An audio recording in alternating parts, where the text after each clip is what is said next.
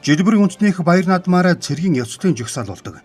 Ёслолын жигсаал нь улс орны тусгаар тогтнол аюулгүй байдлын төлөөх баатарлаг тэмцлийн түүхийг хүүхэд залуус иргэдтэй ойлгуулах ач холбогдолтой. Энэ жил тулгуур төр байгуулагдсны 2235 жил, их Монгол улс байгуулагдсны 820 жилийн ой, ардын хувьсгалын 105 жилийн ой тохиож байгаа тул Монгол улсын ерхийлөгч болон засгийн газрын шийдвэрээр цэргийн ёслолын жигсаалыг зэвсэгт техниктэй ихээр болсон юм а.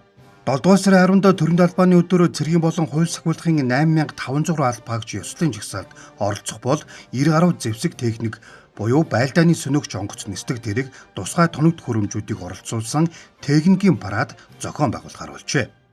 Парадад Монгол улсын батлан хамгаалах аюулгүй байдлын салбарт шинээр нэвтрүүлсэн цэргийн болон тусгай зориултын тоногт хөрөмжийг харуулах юм а. Мөн Монгол улсад дотооддоо үйлдвэрлэж байгаа байлдааны хуйгалсан хүнд болон хөнгөн машинууд, дронуудыг танилцуулахаар төлөвлөсөн байна. Нэгдсэн парадын бэлтгэл хангагдаж байна.